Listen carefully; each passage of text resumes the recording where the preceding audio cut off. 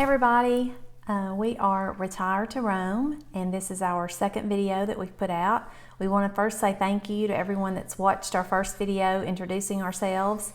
And as we mentioned in the first video, we are a couple that are planning our retirement, and we're still not sure when we're going to retire. And we are between now and 4 years away. So I know that's a long gap, but we have a lot of factors that are playing into that. Well, we're just kind of trying to inform everybody kind of the process, what we're doing to get ready. I think when we first done our first video, we was just introducing ourselves and kind of what we was wanting to do. But I think this time we're going to talk about how we're going to try to downsize and declutter and what they call, you might not know the fancy name for it. Well, it's not really a fancy name, but it's kind of an unusual name. It's something that we discovered probably, I guess, 6 months ago maybe, by watching YouTube. And it is called The Gentle Art of Swedish Death Cleaning. And that does sound kind of morbid, but actually it's not. And apparently the Swedish people, they really prepare for their death while they're still alive.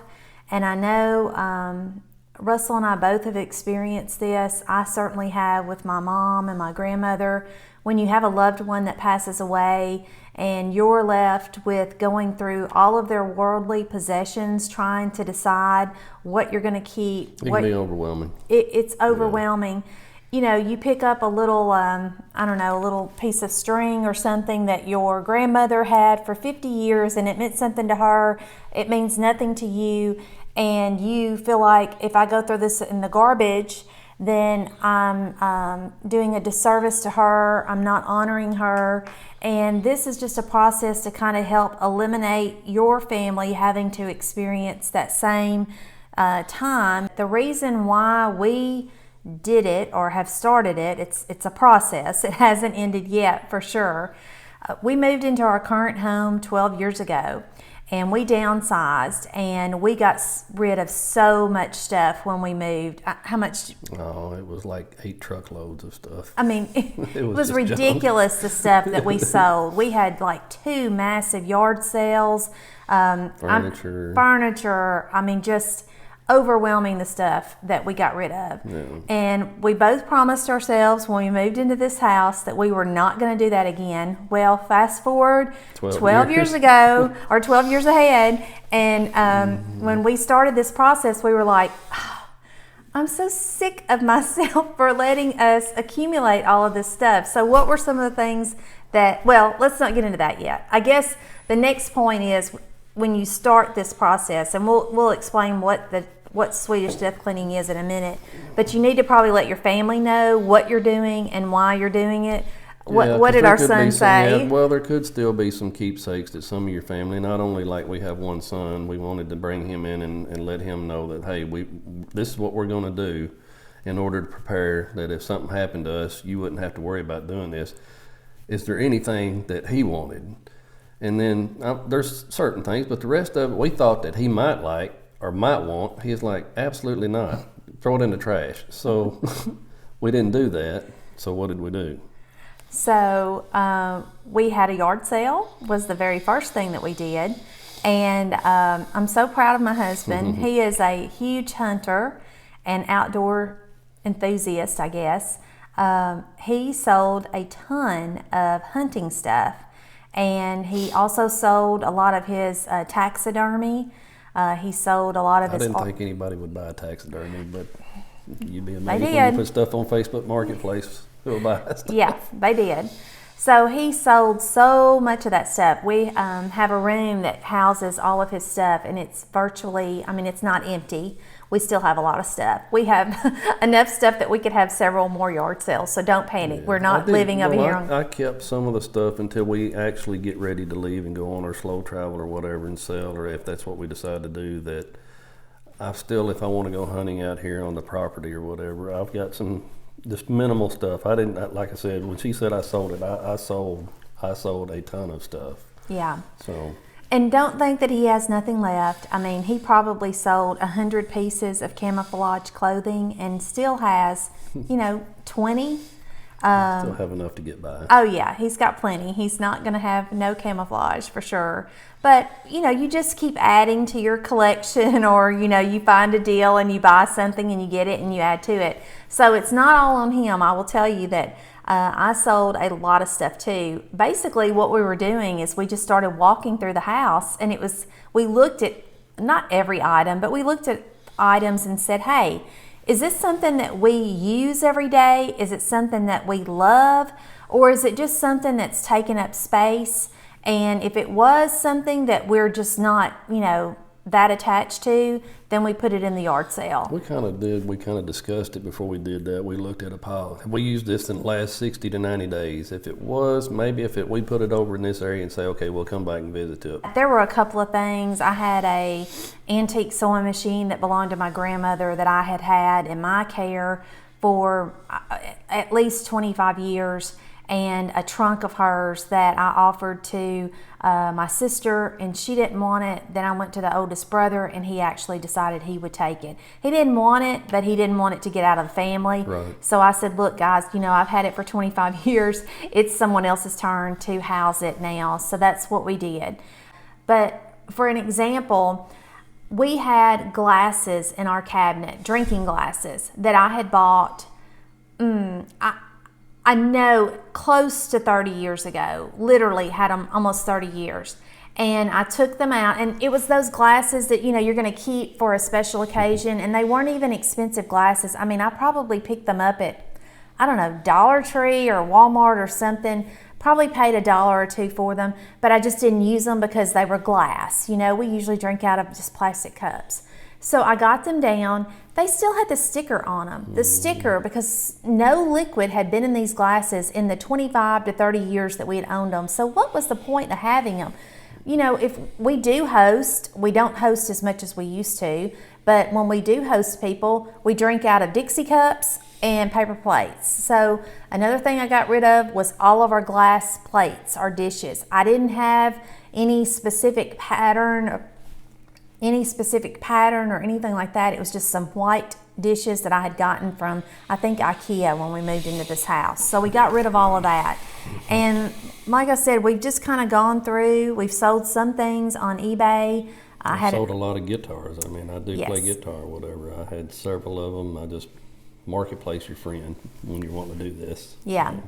Hey, another thing, I've been very impressed with Russell with everything he's gotten rid of. A lot of things very attached to. I think I said I sold my embroidery machine. Had it for many years, rarely used it, enjoyed it, but we sold that just this past week. So we've been doing this now for a few weeks. And our son and daughter-in-law even asked us if one of us was sick. Did we need to tell them something? And we assured them that, no, we're not sick. At least as of right now, thank the Lord, we're not sick. But so we've kind of told you what we've done so far. And again, we are not finished by any means. So if you wanted to start this process, I'm going to insert kind of a little shot here of the book that this lady wrote years ago, and there's a lot on YouTube about death cleaning and how to do it. And you go and look in your closet, ladies. We've all got clothes probably with tags on them that either we bought when we were fatter or we were skinnier, and we were like, well, someday, and that someday just hasn't come, or the someday has come and now it's not in style, or we paid so much for it we feel ashamed to get rid of it. But it's okay. It's okay to go ahead and let go of these things. I know we went through your closet too, didn't we? Mm-hmm. Yeah, there was golf shirts, there were t-shirts, there was polo shirt stuff, pants that they were just taking up space. Yeah, we used to sell kind of a side hustle on eBay where we would go to thrift stores or yard sales and get things and then bring them back and sell them on eBay. And we did that for several years. It started when our son was in college, and we continued it on because it was something to do that was fun. And then it became overwhelming. Yeah. About a year and a half, 2 years ago, we just decided we're done with this taking over our garage, taking over part of our house, because it was things that had not sold, but they were too nice just to throw in the dump. So we donated a ton of stuff. We listed a lot of it on Facebook Marketplace for free. And, that was 2 years ago. But again, we had accumulated more stuff. I think, another thing, just going through this, you start seeing, hey, we're getting rid of this stuff. You've got more space in this house, and it's just like amazing. It just puts you on fire to just keep going and just declutter everything. Just get everything out. And like I said, if you plan on just repainting or whatever, it's less stuff that you have to go around. Or if you're planning on selling, well, you've got less clutter in here, and you can get in here and kind of touch up the place or whatever and get it spruced up if you are going to put it on the market or whatever. And it alleviates a ton of stress. Just worried about, hey, what am I going to do with it? Mm-hmm. It's gone. You don't have to worry about it. So. Yeah, and I think one of the biggest things I've gotten from it is, I know we've been in stores and I've seen something that might be on sale that's like, oh, I want to get that. And then I think, do I really want that? Or do I just want it because it's on sale? Or would I just use that maybe one time and then I wouldn't use it again? Is it really worth bringing it to our home and taking up that space? These are a perfect example of what I'm talking about. Stuff just sitting around that we are not using, that we need to get rid of. These are yoga mats, still in the plastic, as you can see, that have never been opened, that I ordered, I'm almost embarrassed to say, I would say probably, well, it was before COVID, so oh my gosh, it has to be 4 years ago, and they're still in the plastic. They're still sitting in this corner, unopened, unused. So the question to ask myself is, am I going to use them? Well, my answer to myself would be maybe, maybe not. So I should say, no, I'm not going to use them. I haven't used them in 4 or 5 years. I'm not going to use these. It's time to get rid of them. We could definitely have another 2 or 3 yard sales for sure. Absolutely. Plus, it's helping us put back a little bit of cash to help, on some of this stuff that we want to get in line with when we do. Like I said, she's saying 4 years. I think it's going to be less than that on this early retirement where we can travel. And it's just, we're putting back a little bit of cash to have if we need to do a little bit of repair, remodel on the house or whatever before we do sell it, if we do decide to sell it. Yeah. And so, how you get started on death cleaning, that really depends on you and your spouse, or if you're single, it depends on you, how you want to do it. I've heard some people say they set a commitment to themselves that they go through their house every day and they pick up 3 things to dispose of, whether it's a ink pen because they have 50 ink pens, or they pick out a movie that they've watched 10 times and they're not going to watch it again, and that might be one of the things that they dispose of that day. Or you could just start with just say one room, like I did my hunting room. I just said, we're going to start. This is easy for me. That's what I'm focused on. I got in that room, and then once it started going, it's just like, hey, this is like a wildfire. It's just spreading. I'm going on to the next room. So. Yeah, if you're like us, well, I don't want to say we're experts. We're not by any means. So you do what works for you. You pick a cabinet, pick a closet, pick a room. Pick a kitchen drawer that's got all kinds of junk in it. Exactly. That catches everything. Exactly. I know it can be overwhelming because that's with what we've learned, that sometimes, us women, especially, we don't like to get rid of things related to our children, like maybe baby clothes. You've got baby clothes that are in a container in your garage or in your attic. Ask your kids, hey, do you think you will ever want these clothes?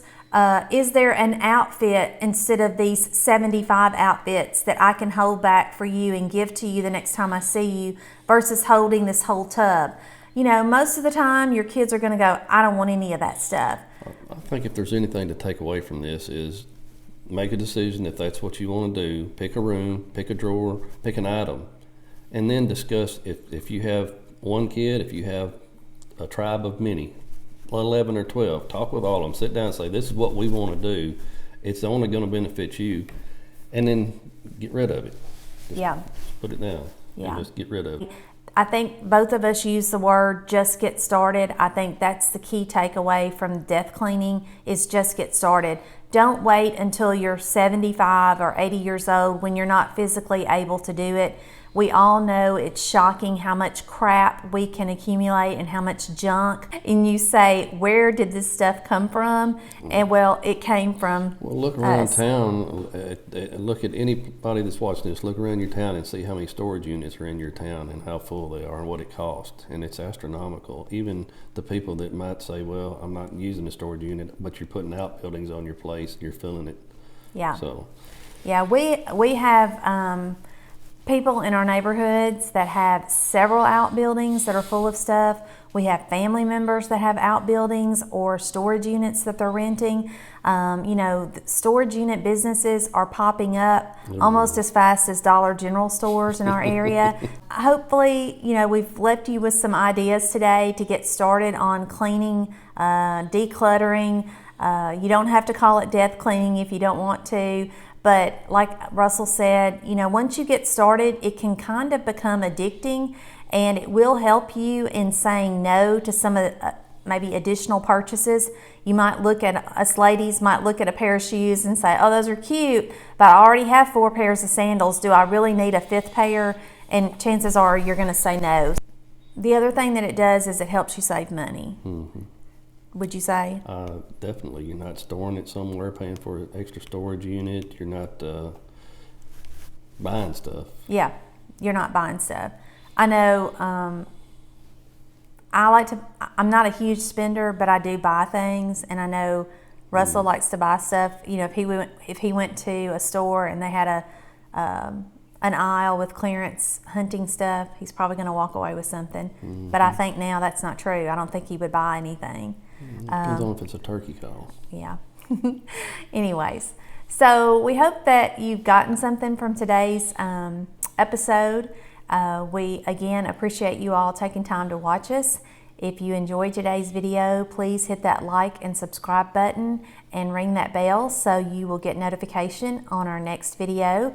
We're not really sure what our next video is going to be about, but we're probably going to try and load a video a week just to kind of keep you up on what we're doing and how we're progressing with this process. Like I said at the beginning, we still have not decided when we're actually going to pull the plug and actually retire.